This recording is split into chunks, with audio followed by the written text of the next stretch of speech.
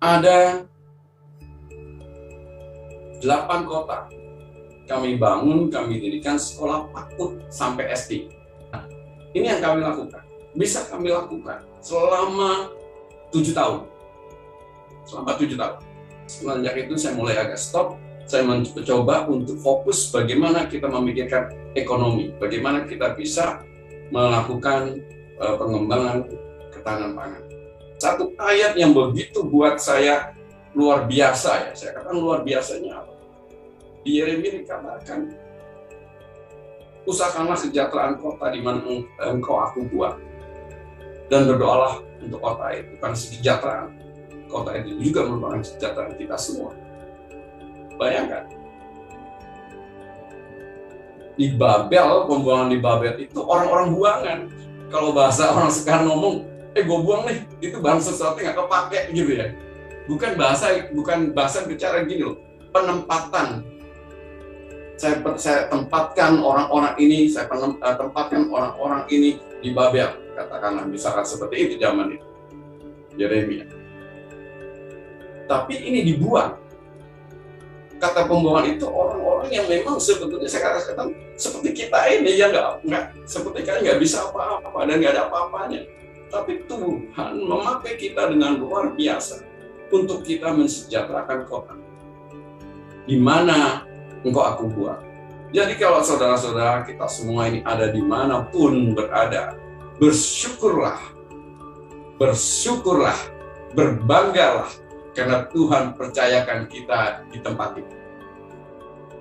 Nah, ini NTT ya, di sini ada NTT. Bersyukurlah, hai saudara-saudaraku di NTT, bersyukurlah Tuhan percayakan saudara ada di NTT untuk merubah NTT. Dengan apa? Dengan apa yang kita bisa lakukan pada saat kita mengerti tugas kita. Saya percaya kita tuh nggak mikirin ini dana dari mana, cari investor dari mana, gitu. Karena saya percaya pada saat Tuhan menempatkan kita, membuang kita, itu nggak sembarangan. Bahkan sekalipun itu gurun, itu akan dijadikan sumber satu kelimpahan. Israel padang pasir, tapi sekarang mereka hebat pertaniannya, mereka hebat teknologinya.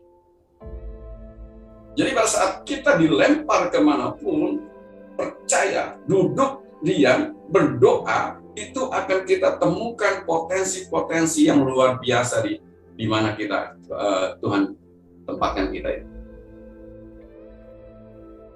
Nah, inilah saya katakan bahwa ayo kita bangun kota dengan kekuatan doa. Yang penting kita harus ngerti dulu. Kalau kita nggak ngerti ya cuma. Kalau kita artinya kita katakanlah kita seorang polisi, tugaskan kita nggak ngerti, kita lupa kalau kita polisi. Pada saat kita menghadapi penjahat kita lari, padahal kita punya pistol gitu ya. Kita lari ketakutan karena kita nggak ngerti.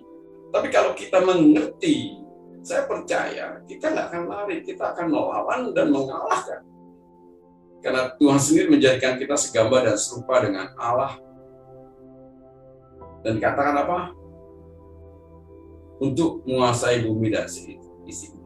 Supaya kita bisa menguasai bumi dan isinya. Ini otoritas yang Tuhan udah kasih. Nah kita suka lupa itu. Lupa dengan apa yang kita berikan. Nah, kalau kita ingat itu, kita nggak akan gentar. Kenapa? Kita sudah diberikan otoritas kepada Tuhan. Bahkan sejak kita belum lahir saja, Tuhan sudah berikan kita tugas. Nah, ini harus kita mengerti. Pergi jadikan semua bangsa muridku. Jadi kalau ada orang-orang diajak pelayanan, orang-orang diajak untuk membangun, orang-orang diajak di dalam melakukan visi misi. Nanti Pak, kita doa dulu. Sudah, tinggal orang begitu tinggal aja.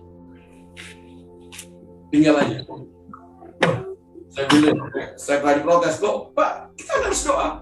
Saya bilang, betul, kita harus doa. Tapi kalau ini kamu nanya lagi sama Tuhan, udah jelas tidak jadikan semua bangsa itu udah tugas.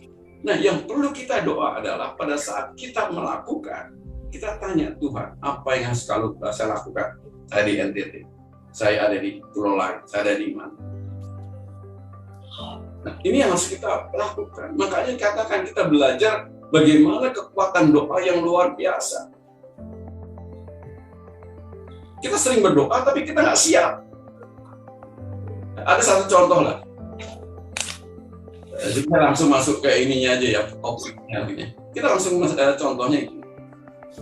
Ada salah satu desa. Mereka mengalami kekeringan. Semua pasti mungkin sudah mendengar cerita ini. Mengalami kekeringan. Akhirnya disepakati, yuk kita berdoa pada Tuhan, minta hujan. Kita berdoa di lapangan, gitu ya. Doa di lapangan. Pas doa di lapangan, tiba-tiba ada seorang melihat anak kecil yang membawa payung. Ditanya, "Dek, kenapa kamu bawa payung?" Anak ini ngomong, "Loh, bukannya kita ke lapangan ini berdoa minta hujan? Kan nanti kalau hujan, saya siapin payung supaya saya nggak kehujanan." Nah, ini satu ilustrasi cerita, tapi buat saya bilang, luar biasa nih anak, imannya oke gitu kan. Kita selalu berdoa, tapi kita nggak siap pada saat Tuhan berikan. Sebaliknya, iman kita tambah nggak yakin. Nah, ini yang harus kita belajar. Makanya saya katakan, ayo pada saat kita berdoa. Makanya di Lukas 6 ayat 46 dikatakan, kamu berseru-seru, tapi kamu tidak melakukan apa yang aku katakan. Pandemi kemarin, awal-awal pandemi, setelah kami bikin peduli COVID, bantu sana, bantu sini, akhirnya jujur kita sendiri capek. Capeknya kenapa? Aduh, ini mau gimana lagi nih? Sampai kapan kita harus membantu dan sampai kapan kita harus katakanlah cari donatur gitu kan. Nah, tapi pada saat seperti itu kami diingatkan, ayo berdoa. Abraham berdoa, minta Tuhan, minta nego pada saat Tuhan akan menghancurkan Sodom dan Gomora. Berdoa. Kalau 50 orang bertobat, bagaimana? Sampai 10 pun, bagaimana? Nah, pada saat itu kami lakukannya sudah, kita nego sama Tuhan. Supaya belas kasihan Tuhan turun atas bangsa kami. Belas kasihan Tuhan akan turun akan bangsa-bangsa. Karena pada saat itu COVID begitu menyeramkan. Udah nggak ada lagi kompromi, udah nggak ada lagi orang lari, bisa lari dari situ, nggak bisa. Nah, tapi pada saat itu oke, kita doa. Setelah kita doa beberapa lama, Tuhan ingatkan lagi. Di Lukas 6 ayat 46 ini.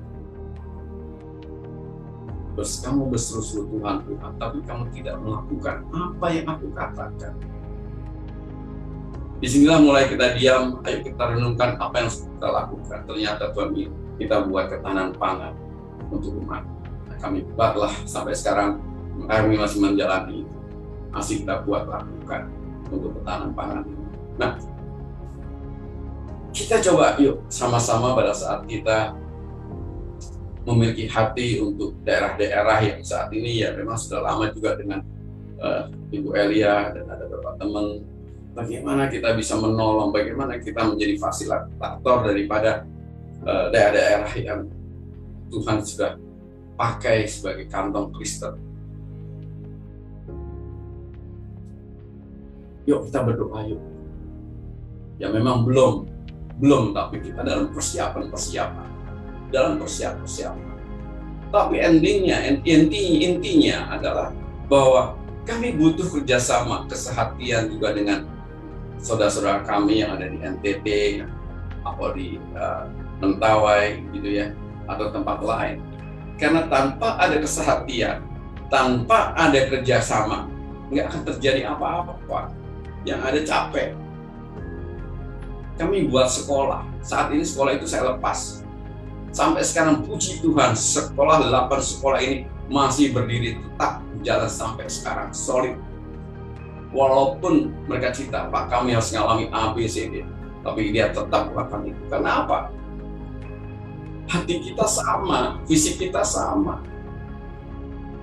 Kita ini hanya sebagai memberikan mendampingi. Apa yang kita bisa lakukan di tempat-tempat ini yang Tuhan sudah berikan? Apa ada potensi apa di daerah-daerah NTT, apa daerah Mentawai yang lain? Ayo, kita sama-sama, kita belajar, dan kita butuh kebersamaan ini seperti 4 orang yang membawa orang lumpuh ke hadapan Tuhan.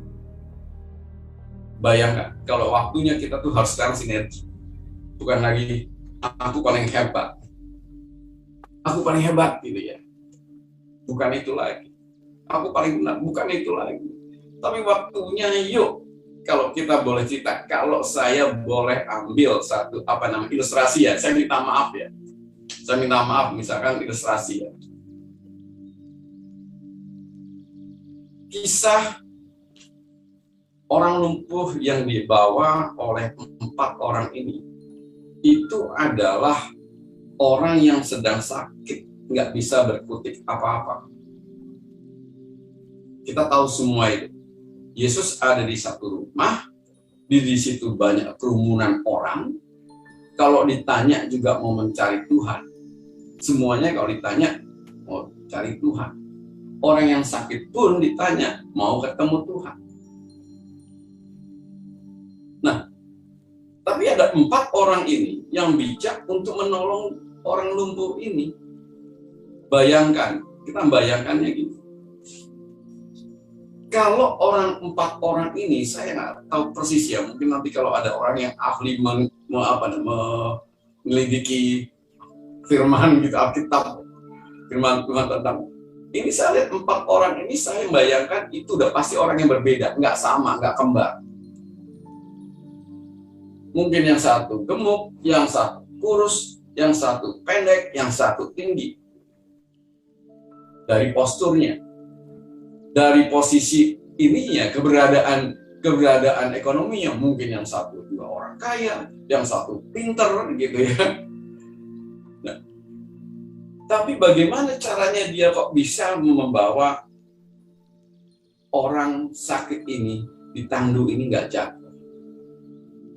Dibawa mereka berempat, bahkan naik ke atas.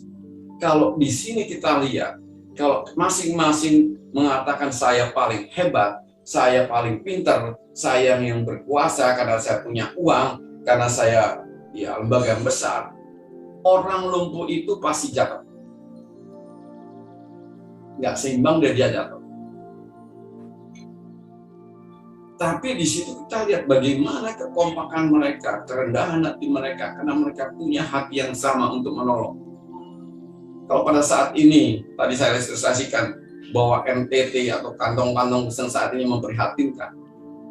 Kita umpamakan ya, maaf sekali lagi, umpamakan yang sakit ini. Kita bersama-sama bisa membawa ke hadapan Tuhan. Bukan dengan kesombongan, bukan dengan keangkuhan, bukan dengan kebesaran atau kekayaan atau besarnya lembaga kita, tapi kita bersama-sama, kita punya hati. Tuhan kembalikan NTT ini menjadi provinsi, menjadi pulau Kristen, kantong Kristen yang Tuhan berkati, atau tempat-tempat lain. Nah, kalau itu kita lakukan bersama-sama, saya percaya ini akan terjadi cepat. Bahkan risikonya lagi gimana? Dibawanya lah orang sakit ini ke atas genteng. Bisa bayangin nggak? Bagaimana caranya mereka bisa naik ke atas genteng? Itu pengorbanan. Pengorbanan apa? Itu kalau zaman sekarang naik ke rumah saya timpuk itu. Langsung saya laporin kena itu. Kalau sekarang kan begitu kan, dikit-dikit nggak suka, gua laporin gitu kan. Kena, ada bukti gitu kan. Tambah berjebol daripada atapnya. Saya nggak tahu siapa yang ganti atap itu. Ini adalah pengorbanan yang luar biasa, yang mereka siap untuk menanggung. Sehingga pada saat kita sepakat untuk kita menolong, untuk kita bukan sebagai penolong, kita bukan sebagai penolong, tapi sebagai kita sebagai orang yang punya hati untuk mengembalikan, untuk bisa memulihkan, menguatkan dari saudara kita yang di beberapa tempat kantong-kantong Kristen ini. kita ada perlu pengorbanan. Kita siap menjadi pengorban, jadi korban, gitu loh. Kita siap jadi korban. Nah, ini yang harus kita sama-sama sepakati. Saya percaya kalau kita bisa sama-sama ini kita lakukan. Saya percaya sekali, saya punya iman. Cepat itu akan dipulihkan. Ini masalah yang terjadi adalah bagaimana kita bisa bersama-sama seperti 4 orang ini. Ayo kita sama-sama, kita duduk sama-sama. Masalah, Pak, kita kan perlu duit. Duit itu urusannya Tuhan, bukan urusan kita. Tapi pada saat kita mau bersama-sama, pada saat kita punya hati, ini akan menjadi hal yang suatu yang luar biasa. Inilah yang saya katakan bahwa ayo kita bangun kota dengan kekuatan doa. Kekuatan doa itu apa artinya? Doa itu sebetulnya iman. Pada saat doa itulah komunikasi dengan Tuhan. Pada saat Ibu Eli komunikasi dengan saya, Pak, yuk kita sharing-sharing yuk Pak, gitu, mengundang saya gitu kan. Saya bilang, baik Bu. Seperti itu kan. Saya jawab, Bu Eli langsung action, minta data, bikin jadwal, itu action, gitu loh, betul kan? Tapi kalau komunikasi cuman Pak, yuk ikut yuk, sharing yuk, terus nggak ngapa-ngapain, nggak akan terjadi apa-apa. Kalau ditanya, Bu Eli udah ngomong, udah Pak, saya udah ngomong sama Pak PY saya, sama Pak Yakub, sudah Pak, gitu kan? Tapi nggak lakukan apa-apa. Sama aja kita sekarang doa kepada Tuhan, terus Tuhan bicara gitu kan, terus kita nggak ngapa-ngapain. Apa yang terjadi? Seringkali ya sebaliknya, pas saat kita berdoa, kamu bisa betul kamu yang ngerjain, nggak bisa. Saya baru tadi sharing di tempatnya Pak Peter. Kita nginep di tempatnya Pak Peter yang di Bandung ya. Yang ini STT SAPI ya. Ya Pak Yakub ya. SA. Nah, ini rasanya kita sharing. Proses sharing kita bicara hal-hal seperti itu gitu. Kalau kita nggak melakukan, kita cuma artinya ngomong, terus kita nggak action. Bahkan seringkali bicara, Tuhan masih ngomong, Tuhan ngomong sama saya A, nanti Tuhan ngomong B, ngomong C, terus yang kita mau dengar yang mana nih? Kita harus bikin satu kesepakatan supaya kita fokus. Karena apa? Itu iman. Pada saat saya bicara berdoa sama Tuhan, itu iman bahwa Tuhan akan jawab doa saya. Nah, untuk mengimani itu, menyatakan iman itu, saya sudah siap. Seperti anak kecil tadi, yuk kita doa, minta hujan. Supaya anak kecil udah bawa payung. Dia bilang, loh kan Tuhan kasih hujan. Kalau hujan, gimana kalau nggak pakai payung? Nah, sementara ini yang lain-lain tidak bawa apa persiapannya. Tapi anak kecil ini dengan yakin percaya bahwa itu jawaban itu, doa itu akan dijawab. Nah, sekarang kembali kepada kita. Apakah kita yakin doa kita dijawab? Kalau yakin, kita berdoa untuk NTT. Seperti itu ya, ini karena NTT, kita berdoa NTT. Ayo kerja buat NTT. Bagaimana duitnya, Pak? Nggak usah pikirin duit, itu urusan Tuhan. Tapi yang penting adalah bagaimana kesehatian, kesepakatan dengan anak-anak Tuhan, hamba-hamba di NTT, supaya sehati, sepakat. Tadi saya katakan, saya punya contoh, saya contoh nih. Di Cilacap dari sekolahnya itu ada 20 orang, itu masih pakai garasi. Jadi pada saat kerinduan untuk menyelamatkan generasi muda usia dini ini, ya, karena di daerah waktu itu banyak secara nggak langsung melalui PAUD umum ini, mereka itu berubah anak-anaknya. salamnya berubah, doanya berubah gitu ya. Nah ini sangat memprihatinkan. Akhirnya saya bilang, udah bikin sekolah. Padahal saya sendiri nggak ngerti tentang sekolahan. Kita nggak ngerti tentang apa, saya ngerti. Udah bikin, saya bilang. Ditangkaplah mereka. Ayo Pak, kita bikin, ayo. Ini sama-sama orang bodoh. Tapi kita punya iman untuk menolong anak-anak ini gitu ya. Ya akhirnya Tuhan sendiri yang mengirim dan Tuhan sendiri yang membimbing kita sehingga terjadilah sekolah, dan itu resmi sekolah Kristen. Kedua di Cilacap. Di Cilacap itu dari 20 orang ini terus tiba-tiba telepon saya, Pak, kelihatannya tempat kita sudah nggak memungkinkan. Loh kenapa? Ini sudah 40 anak. Selama ini kita dibongkar pasang gereja. Hari Senin kita bongkar gerejanya, disekat-sekat pakai dinding gitu buat sekolah-sekolah, buat anak-anak itu bagi. Nanti kalau Jumat dibongkar lagi jadi gereja. Jadi bongkar pasang saya bilang. Nah, bisa nggak kita sewa Pak? Akhirnya tanpa basa-basi saya katakan, Ibu kenapa Ibu punya iman sewa? Beli dong. Padahal kita nggak ada uang. Tapi iman Ibu ini, saya sebut orangnya, mungkin kenal Ibu Leli, ya gereja GBI Shalom, pasti kenal lah, pendoa pasti kenal mereka gitu ya. Oke Pak, kita buat. Dan akhirnya puji Tuhan kita bisa beli lebih besar lagi. Itu beli, dan tanpa harus membuat proposal. Tuhan begitu baik dan begitu luar biasa. Nah, ini pengalaman-pengalaman inilah yang saat ini mulai saya bagikan. Yuk kita mulai mengandalkan Tuhan sungguh-sungguh. Kita nggak usah pusingin investor, kita nggak usah pusingin ini. Pada saat kita sepakat, ayo sama-sama sehati, saya yakin, saya percaya ini akan terbuka. Kita bisa lakukan. Yang penting adalah kesehatian kita, kepahaman kita, visi misi kita, tujuan kita benar. Tuhan akan bela, Tuhan akan berikan. Janji Tuhan, ya dan amin.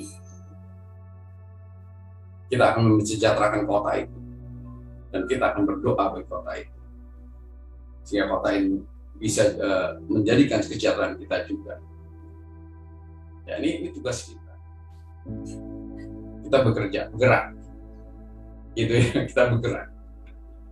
Tapi harus satukan hati dulu, satukan visi dulu, satukan segalanya semua oke, baru kita tempur. Sehingga yang kita lakukan di lapangan itu kita bukan mudah, kita akan menghadapi hal-hal yang persoalan-persoalan, pergumulan, prosesnya itu nggak gampang. Tapi kalau kita udah sehati, mau digempur kayak apa, paling kita cuma senyum aja dan kita tetap jalan. Tapi kalau kita nggak sehati, kalau kita nggak sepaham, bahkan doa aja nggak dijawab sama Tuhan. Ya, mungkin itu yang saya bisa sampaikan. Sekali lagi terima kasih. Tuhan memberkati. Amin.